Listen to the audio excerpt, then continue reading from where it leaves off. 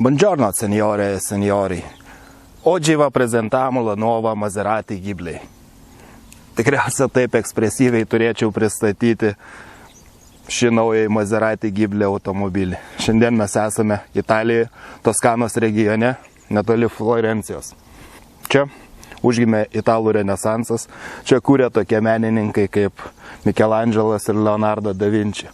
Todėl tikriausiai neatsitiktinai Maserati pasirinko būtent šią vietą pristatyti savo naują 4 durelių sportišką automobilį.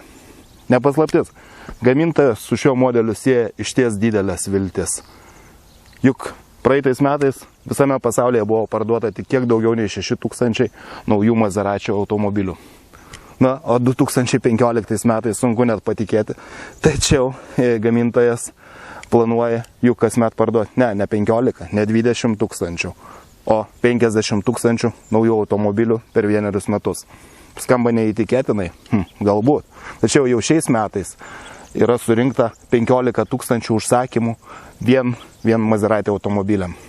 Skaitant žinoma ir šį naująjį Maserati Ghibli. Nors tai ir mažiausias Maserati šeimos modelis, kainuojantis nuo 65 000 eurų. Visgi, išvydęs į kelyje, tikrai suprasi, kad tai Maserati. Platus ir ilgas variklio gaubtas, spūdingos priekinės grotelės su Neptūno trišakiu, išraiškingos ratų arkos, platus galinis statramstis, trumpa bagažinė. Visą tai sako, kad šitas automobilis yra skirtas azartišką važiavimą mėgstantiem vairuotojam. Nekantrauju kuo greičiau sės prie šio automobilio vairo. Juk čia montuojami turbobenzininiai V6 motorai yra surenkami ten pat, kur ir Ferrari varikliai, Modenos gamykloje.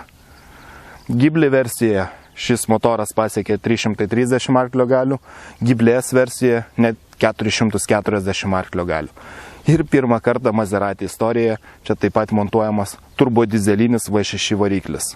Nesilpnas, 275 arklio galios ir net 600 Nm siekiantis sukimo momentas. Įspūdinga. Visi šie varikliai komplektuojami su 8 pavarų automatinė ZF gamintojo greičių dėže, kuri man visose iki tol bandytose modeliuose palikdavo vien tik tai gerą įspūdį. Taip pat galima ir versija su visų varančių ratų pavara. Taigi daug pasakot nebeverta, reikia greičiau sėsti prie vairo ir išbandyti, koks šis automobilis yra važiuojant vingiuotas Italijos keliais.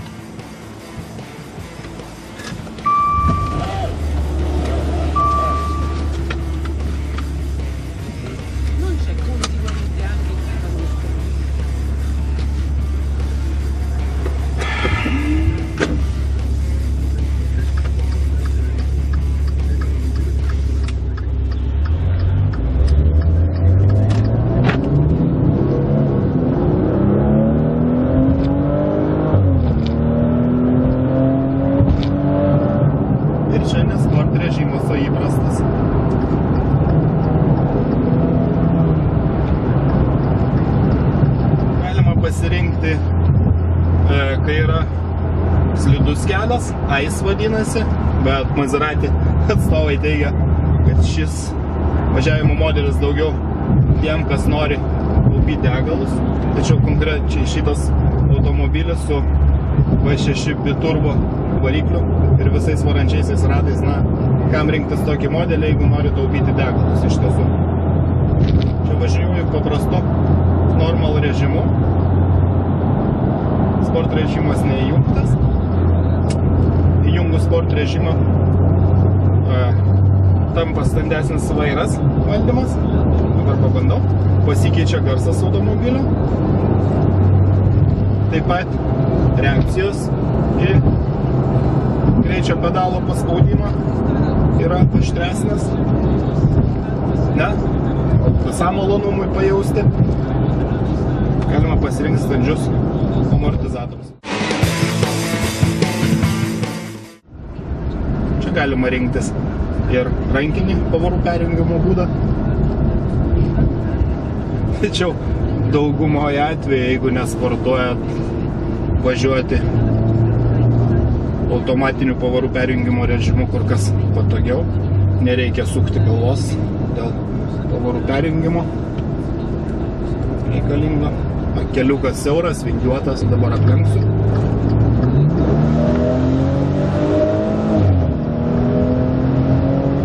Spūdingai, tik reikia laiku sustoti. Fizikos dėsnių dar niekas neatšaukė.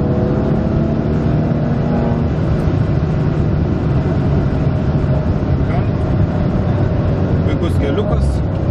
Mano kolegos iš Balkanų šalių kažkur nuvažiavo tolin.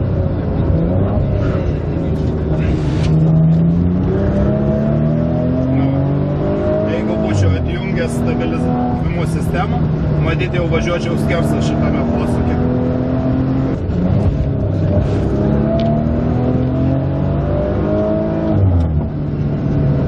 Na visgi. Puikus posūkiai. Labai gerai, kad pasirinkau būtent iš ryto šį automobilį. Padangos jau spėjo įšilti, tai tikrai neblogas sukibimas. Nors galas taip ir svyruoja, bet dėl puikios sukimo momento paskirstymo sistemos automobilis nerodo noro važiavimo į išorę. Jisai tikrai labai noriai važiuoja į posūkius. Taip pat ir puikus stabdžiai. Štai prieš priestelį pristabdysiu. Vyksta pergazavimas.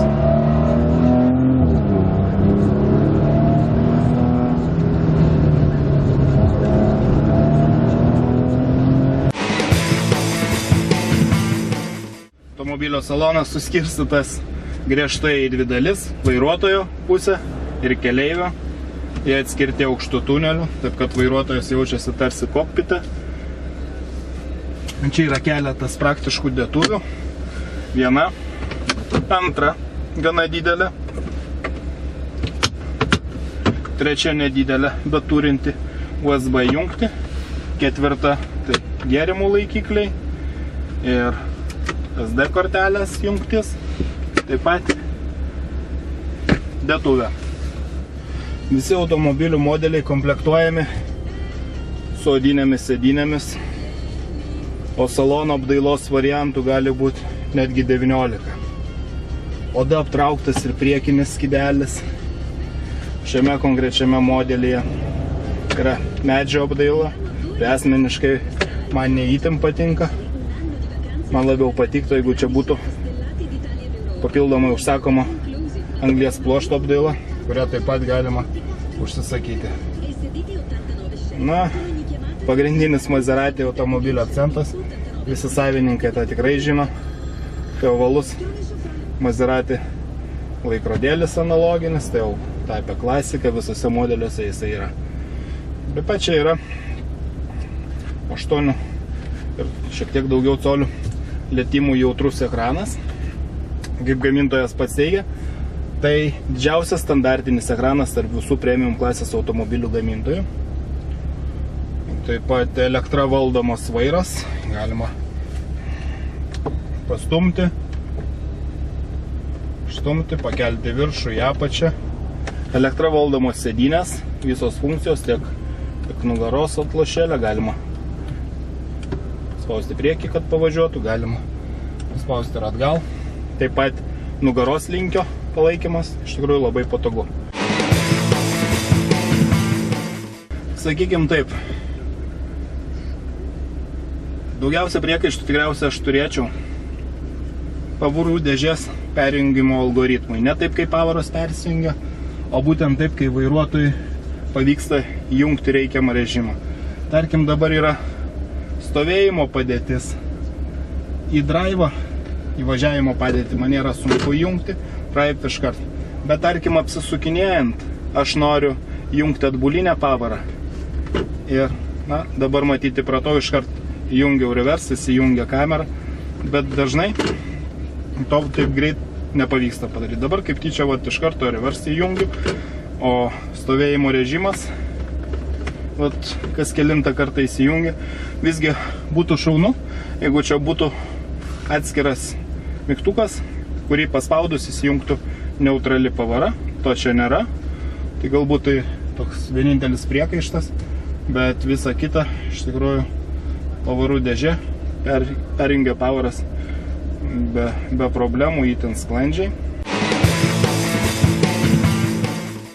Prieš tai aš bandžiau automobilį su galingiausiu 3 litrų V6 biturbo benzininiu varikliu ir visų varančių ratų sistema. Fantastiškas automobilis. Jisai klauso visų vairuotojų komandų ir jo galima drąsiai leisti tiek į ilgas keliones, tiek ir savaitgaliais į lenktynių trasą. Na, o čia nepatikėsite, bet pirmasis turbodizelinis Maserati variklis. Jeigu nematyti nuo šiek tiek daugiau nei 4,5 tūkstančių prasidedančios raudonos skalės, niekad nesuprastum, kad čia darbuojasi dizelinis variklis. Tuo labiau ties išmetimo sistema, gal kaip Urskė dabar, yra sumontuoti tai vadinami aktuatoriai, kurie pakeičia dizelinio variklio išmetimo garsą. Na, tikrai įspūdingas garsas. Galbūt ne toksai kaip V6 benzininio motoro, tačiau, kad tai dizeliukas, 275 arklio jėgų ir netgi 600 Nm, patikėti sunku.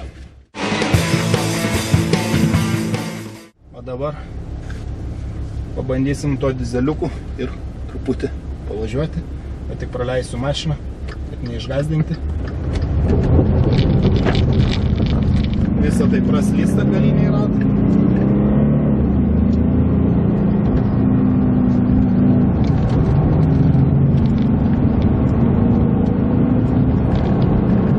Na, tokiu dizeliuku tik džiaugtis ir džiaugtis.